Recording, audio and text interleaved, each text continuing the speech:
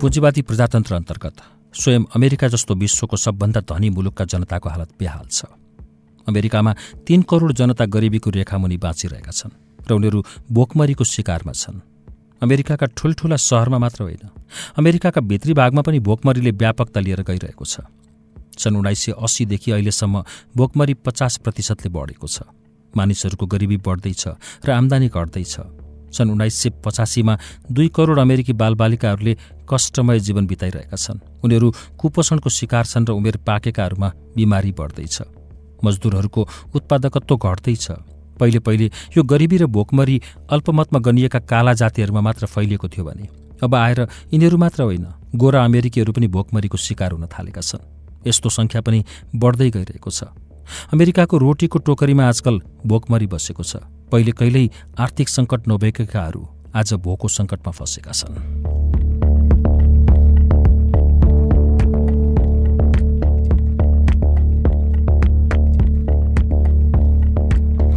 अमेरिकाका 1 करोड जनता घरबार विहीन छन् र उनीहरूले सडकमा सुतेर जीवन बिताउनुपर्छ। 1980 को दशकमा 2,20,000 बच्चाहरू कुपोषणको शिकारले गर्दा उनीहरूको दिमाग बुद्धिमा बाधा पुग्न गएको छ। अमेरिकी नागरिकहरूलाई भन्दा अविकसित देशका मजदुरहरूलाई कम ज्याला वा तलब दिएर पुग्ने भएकाले अमेरिकीहरूलाई काम नदिइकन बाहिरबाट आएकाहरूलाई काममा लगाउँछन्। अमेरिकी परिवारमा आमाबाबुको झगडामा छिनछिनमा पारपाचुके गर्ने नौबत आउँछ। उनीहरूको त पारपाचुके हुन्छ, तर यसको फल बालबालिकाहरूले भोग्नुपर्ने हुन्छ। दुईटैले वास्ता नगर्दा बालबालिकाहरू बर्बाद हुन्छन् र गरिबीको शिकार हुनुपर्ने हुन्छ। त्यहाँ 5 लाख बालबालिकाहरू सडकमा सुत्छन्।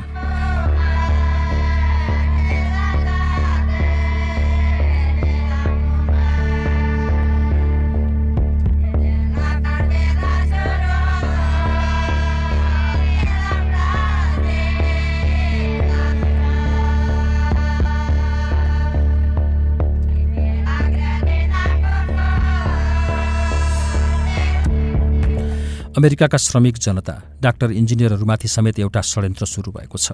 उनीहरूलाई स्थायी कामबाट वञ्चित गरी अस्थायी ज्यालादारी काममा लगाउन थालिएको छ। काम गर, ज्याला ल्याऊ अनि जाऊ। यस्ता श्रमिकहरूलाई न बुढेसकालको भत्ता हुन्छ, न बिरामी बिदा, न साप्ताहिक बिदा।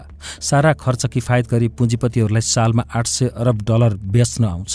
यस्तो अस्थायी मजदुर अथवा कर्मचारीहरूको सङ्ख्या अहिले 1/3 भन्दा बढी छ भने ईस्वी सन् 2000 सम्ममा यो सङ्ख्या आधाभन्दा बढी हुने अनुमान छ। कारखानाहरू बन्द भएर गइरहेका छन्। यहाँ बेकारी बढ्दैछ। अमेरिकाको न्युयोर्कबाट निक्लने अन्तर्राष्ट्रिय म्यागजिन न्युज विक जुन 14 सन् 1993ले एउटा नयाँ नारा दिएको छ। विश्वका मजदुरहरू होसियार हौं, workers of the world be warned. सो म्यागजिनले भन्दछ भविष्यमा मध्यमवर्गीयहरूले झन्झन काम कम पाउनेछन्। जीवनभर काम पाउने कुरो लोभ भएर जानेछ। यसबारे गल्ती नगर कि 90 को दशकमा आर्थिक, राजनीतिक र सामाजिक समस्या कामकै अभाव हुनेछ। अमेरिका मात्र होइन, धेरै पुँजीवादी युरोपका जनताहरू बेकारी समस्यालाई आफ्नो सबभन्दा ठूलो समस्या सम्झन्छन्।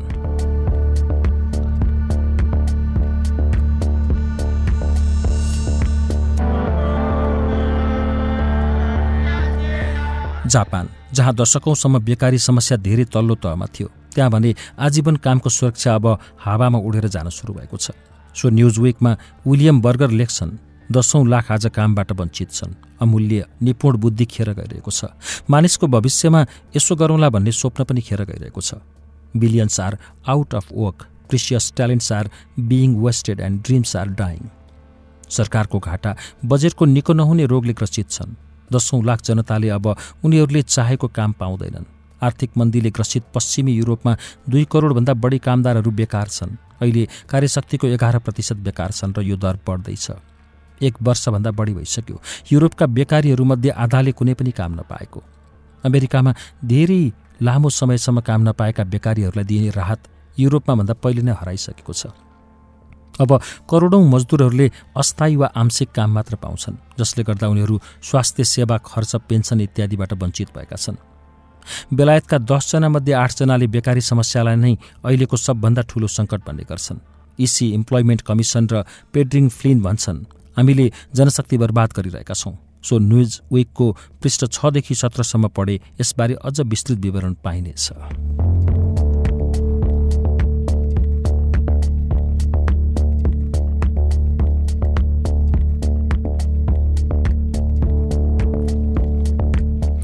आज अमेरिका, जर्मनी, फ्रान्स, बेलायत इत्यादि कुनै त्यस्तो देश छैन जहाँ पुँजीवादले देश र जनताको समस्या समाधान गर्न सकोस्। बेलायत जस्तो देश पनि पुँजीवादी व्यवस्था अन्तर्गत आज बेहाल छ र यो देशले अब भविष्यमा उठौँला भन्ने आश छोडिसकेको छ। यही 2049 सालको जाडोमा बेलायत अनिश्चितता, ऋण, निन्याउरो मुख र खस्किन लागेको हालतमा डुबेको छ।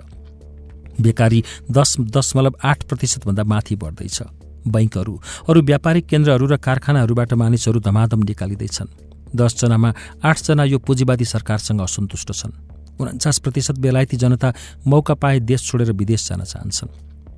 41% नवजवानहरूले बेलायत अब रहन अयोग्य देश बन्न गइरहेछ भन्ने कुरा महसुस गर्न थालेका छन्।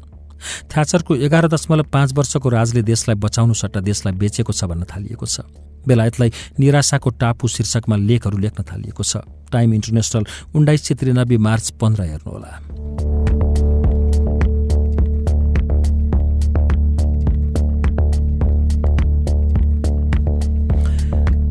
जब बेलायतको यो हाल छ, फ्रान्स, जर्मनी, अमेरिकामा आर्थिक सङ्कट बढ्दैछ र पुँजीवादी बाटो पक्रने थाइल्याण्ड, दक्षिण कोरिया सबै देशहरू बर्बाद छन् भने नेपालले पुँजीवादी बाटो अपनाएर देश विकास गर्ने होइन, देशलाई बर्बाद गर्ने पुँजीवादी विकास र पुँजीवादी प्रजातन्त्र बितिसकेको जमानाको व्यवस्था हो। पुँजीवादी देशहरूमा सर्वसाधारण जनतालाई यो हाल बनाएर मुठ्ठीभर मान्छे करोडपति, अरबपति र ऐस आरामको जीवन पनि बिताउँछन्। यो भयो विकसित पुँजीवादी देशको हाल। यो भयो आर्थिक जीवन। अब राजनीतिको सवालमा अमेरिका आफूलाई खुब प्रजातान्त्रिक देशका रूपमा धाक लाउँछ, तर त्यहाँ डेमोक्रेटिक पार्टी र गणतान्त्रिक पार्टीले सिवाय जित्ने आशै गर्नु पर्दैन। दुईटै पुँजीवादी पार्टी हुन् र उनीहरूमध्ये जसले पनि अमेरिकाको एकाधिकार पुँजीकै सेवा गर्ने हो। यसपालिको राष्ट्रपति चुनावमा क्लिन्टनको खर्च $8 करोड थियो भने जर्ज बुशको खर्च योभन्दा अलि कम $7 करोड थियो र अरबपति पारोटको खर्च सायद $6 करोड थियो। यसै कारण सबभन्दा बढी मत क्लिन्टनले पाए अनि जर्ज बुशले र तेस्रो पारोटले। यो हो त्यहाँको प्रजातन्त्र र जनताले मतदान दिनेमा कमै दिलचस्पी लिने गर्छन् र 30% भन्दा बढी जनताले चुनावमा भाग लिँदैनन्। यो 30% को 3 खण्ड बाँड्दा कति प्रतिशत हुने भयो? कुल जनताको 13% मत पाएर सम्पूर्ण जनताको बहुमत पाए भनेर सम्पूर्ण जनतामाथि हैकम चलाउँछ त्यहाँको सरकारले।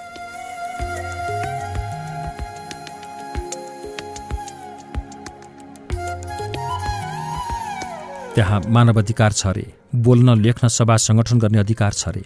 त्यो घरबारविहीन गरिबी र भोकमरीले सताएका 3 करोड जनताको आवाज कहाँ गयो? बेकारी समस्याले पिल्सिएका जनताको आवाज कहाँ गयो? उनीहरूले किन बोल्न सकेनन्?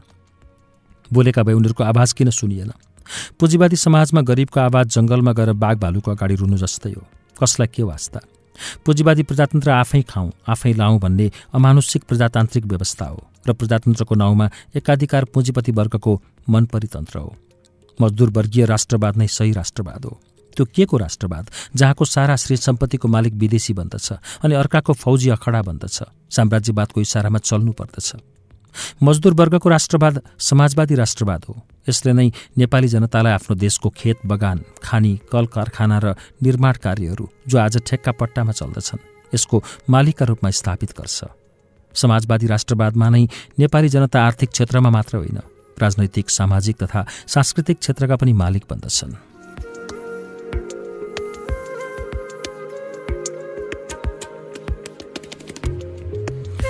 स्पष्टतः राष्ट्रवादको पनि वर्गीय चरित्र हुन्छ र यसमा मजदुर र वर्गीय चरित्र भएन भने यसले साम्राज्यवाद, नव उपनिवेशवाद, विदेशी पुँजी र देशीय सामन्त वर्गको नै सेवा गर्छ र राष्ट्रवाद एक आडम्बर बन्न जान्छ।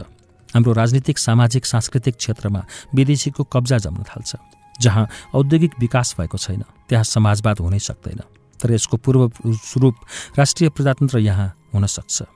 यसले समाजवादी खालका राष्ट्रवादलाई अगाडि बढाउँदै जनताको पक्षको प्रजातन्त्रलाई पनि विकास गर्दै लानेछ। राष्ट्रिय प्रजातन्त्र नयाँ जनवादको विकसित रूप हो, जहाँ नयाँ जनवादले राष्ट्रिय पुँजीपतिको विकास खोज्छ, उनीहरूलाई कच्चा माल, पुँजी, बजार र मुनाफाको ग्यारेन्टी गर्दछ। राष्ट्रिय प्रजातन्त्रले पुँजीवादी प्रजातन्त्र तथा पुँजीवादी विकासलाई नागेर अगाडि जान्छ र छिट्टो समाजवादमा पुग्ने काम गर्छ।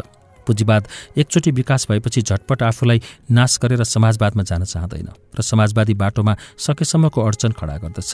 यसै कारण जहाँ नयाँ जनवादी बाटो पक्रियो त्यहाँ मुस्किलले समाजवादमा जान सकियो, जबकि राष्ट्रिय प्रजातन्त्रको बाटो पक्रने देशहरू छिट्टै समाजवादमा पुगे, जस्तै भियतनाम सन् 1974 देखि 1978, उत्तर कोरिया, क्युबा।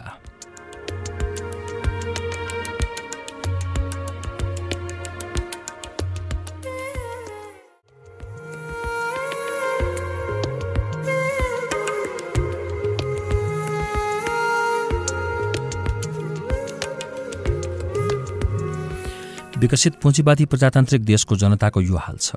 पहिले विकास भइसकेको रुस र पूर्वी युरोपका देशहरूले पनि पुँजीवादी प्रजातन्त्रमा झरेपछि त्यहाँका जनताले जुन दुःख भोग्नु पर्यो त्यो हाम्रो आँखा सामु छ।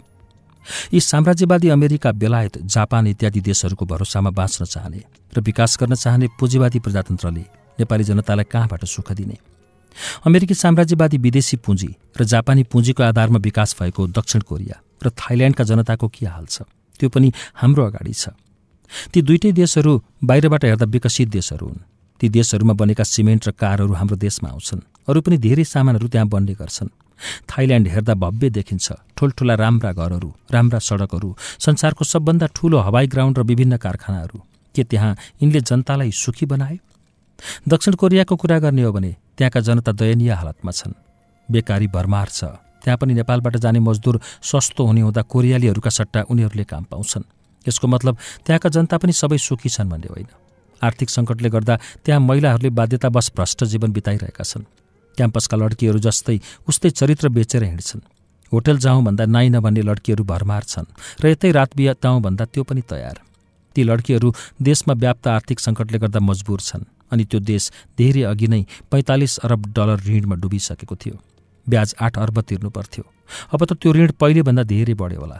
एउटा नहर बनाउनलाई सरकारसँग पैसा छैन। 3 करोड डलर पनि ऋण लिएर सो नहर बनाउनु पर्ने कुन हालतमा पुगेको रहेछ? त्यो साम्राज्यवादी अमेरिकी तथा जापानी विदेशी पुँजीद्वारा विकसित दक्षिण कोरिया। यस देशको विकासबाट हुने सम्पूर्ण आम्दानी दक्षिण कोरियाका देशवासीहरूका हातमा होइन, अमेरिकी तथा जापानी एकाधिकार पुँजीपति वर्गका हातमा पुग्छ।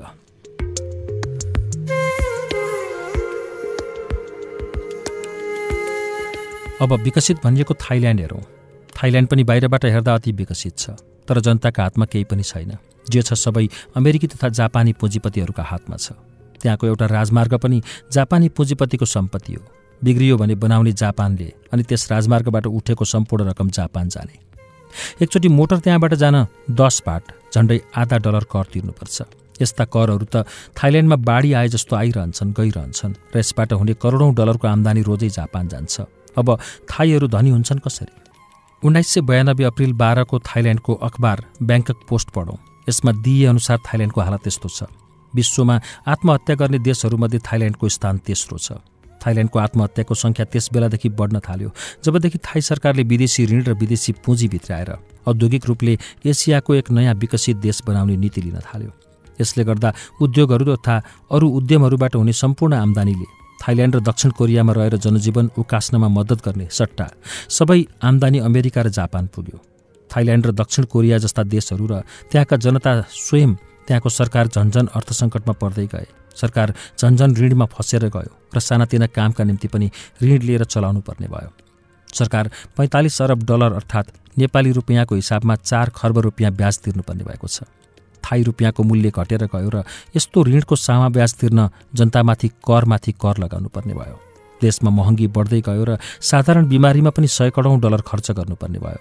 दक्षिण कोरियामा क्याम्पस शुल्क महिनाको 150 डलर अर्थात् नेपाली रुपियाँको हिसाबमा महिनाको 7500 जति तिर्नुपर्ने भयो।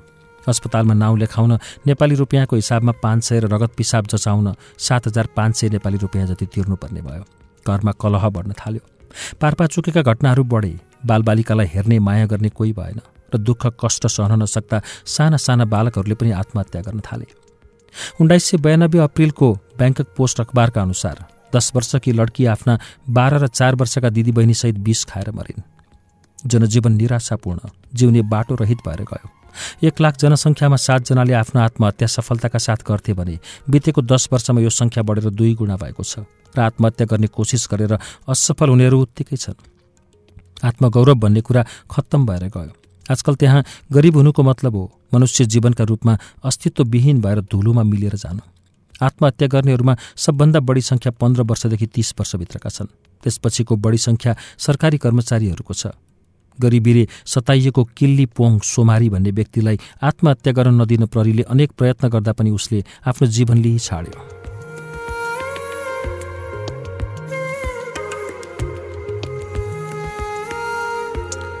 यो हो साम्राज्यवादी तथा विदेशी एकाधिकार पुँजीका भरमा देश विकास गर्न खोज्ने देशहरूको हालत। अब अर्को एउटा देश लियौँ, ल्याटिन अमेरिकाको ब्राजिल, जसले विदेशी पुँजी र विदेशी ऋणको भरमा देश विकास गर्ने नीति लियो। अहिलेसम्म त्यो देश 100 अरब डलरभन्दा बढी ऋणमा डुबिसकेको छ। ब्याज पनि तिर्न नसक्ने हालतमा छ।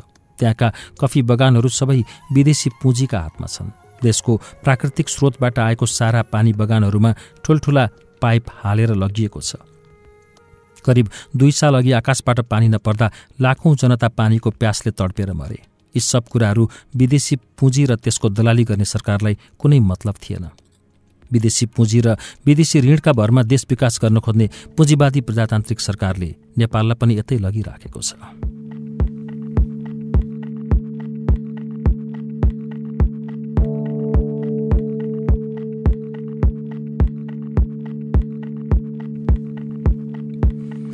पुरानो जमानामा साम्राज्यवादीहरूले कहिले अनेक षड्यन्त्र गरेर त्यसै देशभित्रका शक्तिहरूलाई एकसँग अर्को लडाएर कहिले सिधै हमला गरेर अर्काको देश कब्जा गरी सिधै आफ्नो गभर्नर अथवा भाइसराय जस्तो प्रतिनिधिद्वारा राज्य गर्थे। भारत कब्जा गर्नुभन्दा पहिले बेलायतले भारतमा इस्ट इन्डिया कम्पनी भन्ने एक व्यापारिक कम्पनी खडा गर्यो। बेलायत सरकार यस कम्पनीको पछाडि थियो। यसले व्यापार मात्र गरेको होइन, व्यापारिक संस्थाको पर्दामा यसले भारतका एक राजासँग अर्को राजा लडाएर एक एक गरी ती राज्यहरू कब्जा गर्दै गयो र दिल्लीको तखतलाई सबैतिरबाट अलग्यायो। दिल्लीका बादशाह बहादुर शाह जफरले पछि गएर महसुस गरेर भने, अब मेरो आवाज लाल किल्लाभन्दा बाहिर जाँदैन। यसरी भारतको राज्य सञ्चालनको जिम्मा भारतका बादशाह र राजाहरूमा होइन, व्यापार गर्न आएका इस्ट इन्डिया कम्पनीद्वारा बेलायत सरकारका हातमा गइसकेको थियो। सन् 1875मा भारतका राजाहरूले बहादुर शाहको नेतृत्वमा हिन्दू मुसलमान मिलेर विद्रोह गरे। अंग्रेज साम्राज्यवादको कब्जा भारतमा राम्रै जमिसकेको थियो र आखिर यो स्वतन्त्रता संग्रामलाई अंग्रेज साम्राज्यवादले अमानुषिक तरिकाले दबाएरै छाड्यो। अंग्रेज साम्राज्यवादको खुनी पञ्जा भारतमा जम्यो र अंग्रेज साम्राज्यवादको सिधा राज्य भाइसराय मार्फत चल्यो।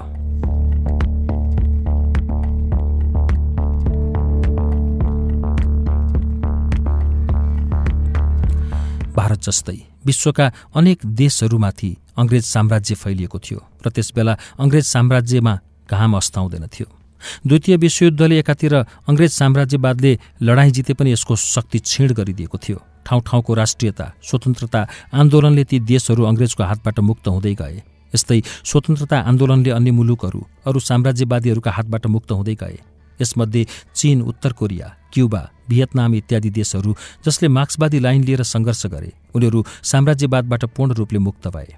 अफ्रिका र ल्याटिन अमेरिकाका कतिपय देशहरू पुँजीवादी प्रजातन्त्रका रूपमा मुक्त भए। तिनीहरूले आफ्नो देशको राजनैतिक तथा आर्थिक स्वतन्त्रतालाई कायम राख्दै स्वतन्त्र रूपले आफ्नो देशको विकास गर्न सफल भए। उत्तर कोरिया यसको उदाहरण हो। ती देशहरू एकातिर राजनीतिक रूपले मुक्त भए तर आर्थिक रूपमा साम्राज्यवादका हातबाट मुक्त हुन सकेनन्। फलस्वरूप राजनीतिमा पनि नदेखिने गरी अर्काको गुलाम रहे। साम्राज्यवादीहरूले पैतरा बदले। उनीहरूले पहिले जस्तो आफ्नो मान्छे पठाएर शासन गर्नुको सट्टा उही देशका राजनीतिक नेताहरूलाई आर्थिक मद्दतद्वारा हात लिएर शासकका रूपमा खडा गरी त्यस्ता शासकहरूका मार्फत ती देशहरूमा आफ्नो कब्जा जमाइ नै राखेर आफ्नो शोषण र दमनलाई चालू राखे। दक्षिण कोरिया जापानका हातबाट मुक्त भयो तर अमेरिकी साम्राज्यवादले आफ्नो दलाल सिङ मैन हीलाई त्यहाँको राष्ट्रपतिका रूपमा खडा गरी उत्तर कोरियाको डर देखाएर दक्षिण कोरियामा आफ्नो फौजी अखडा खडा गर्ने, त्यो देशलाई ऋणमा फसाउने र त्यहाँ आफ्नो पुँजी घुसाएर त्यस देशको अर्थव्यवस्थालाई नै कब्जा गर्ने कार्य गरे।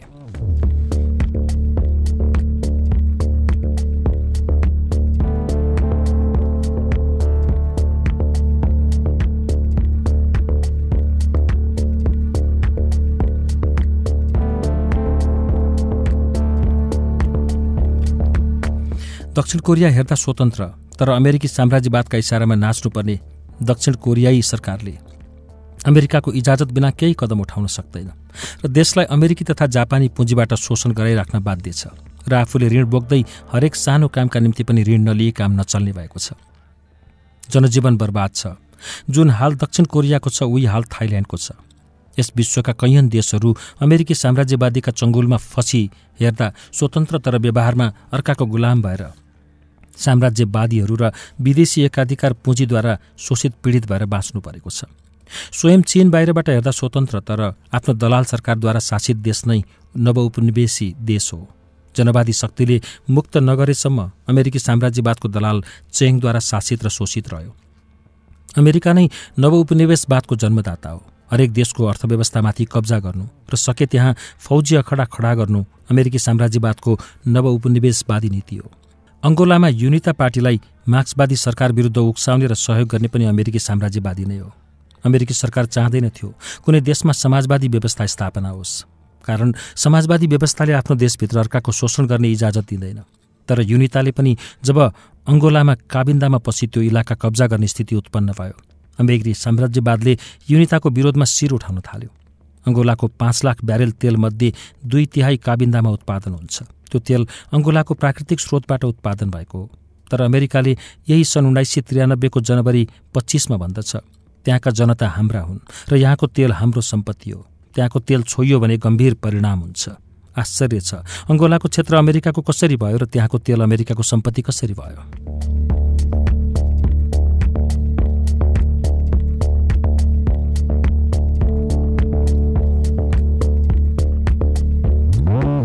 यस्तै आफ्नो स्वार्थका निम्ति आज अमेरिकाले इराकमाथि अनेक अत्याचार गरिराखेको छ। त्यहाँका नेता र राष्ट्रपति सद्दाम हुसेन पावरमा रहन्जेल त्यहाँको तेल कब्जा गर्ने सम्भावना नहुँदा नै अमेरिकाले जसरी भए पनि त्यहाँका लोकप्रिय राष्ट्रपति सद्दाम हुसेनलाई उखाड्ने प्रयास गरिरहेको हो। जुन समस्या अंगोलामा उत्पन्न गर्न सक्छ, जुन समस्या दक्षिण कोरिया र थाइल्याण्डमा उत्पन्न गर्न सक्छ, जुन समस्या इराकमा उत्पन्न गर्न सक्छ, त्यस्तो समस्या अमेरिकी स्वार्थका निम्ति नेपालमा अमेरिकाले उत्पन्न गराउँदैन भनेर भन्न सकिन्न। आज यो पुँजीवादी सरकारले नेपाललाई पनि अमेरिकाको स्वार्थमा डुबाउने र नवऔपनिवेशिक देशमा परिणत गर्ने नीति लिएको छ। पहिलेको साम्राज्यवाद हुँडार हो भने अहिलेको नवऔपनिवेशवाद हो ब्वाँसो हो। हुँडारले देखिने गरी बाहिरबाट हमला गरी मासु खान्छ भने ब्वाँसोले कनाउँदै खुसी पारेर पेटभित्र हात पसाएर आन्द्रा भुँडी कलेजो फोक्सो मुटु सबै खाइदिन्छ। बाहिरबाट हेर्दा सो पशु जस्ताको तस्तै भित्रबाट कलेजो इत्यादि खाएर मृत्यु भइसकेको हुन्छ।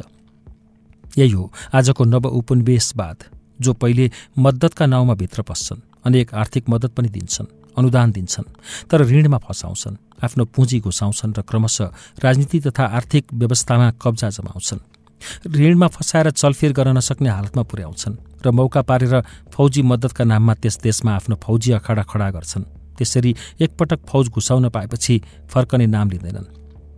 आज दक्षिण कोरियामा 45,000 अमेरिकी फौज छन् र हजारौं अणु अस्त्रहरूका भण्डार छन्। बीरबलले सधैँभरि बाघ देखाएर तर्साएको बिरालो चाहिँ अमेरिकी साम्राज्यवादले जहिले पनि उत्तर कोरियाबाट आक्रमण हुन्छ भन्ने डर देखाएर उठ्न नपाएको दक्षिण कोरिया अमेरिकी साम्राज्यवादको नवऔपनिवेशवादको नमुना हो। हरेक देशलाई कसै न कसैसँग लडाएर ध्वस्त गरी उठ्न नदिनु अनि मद्दतका नाममा ऋणमा फसाउनु, त्यहाँका प्राकृतिक स्रोत साधनहरू कब्जा गर्नु, फौजी मद्दत भन्दै आफ्नो अखाडा खडा गर्नु आजको साम्राज्यवाद, खास गरी अमेरिकी साम्राज्यवादको नवौपनिवेशवादी चाल हो।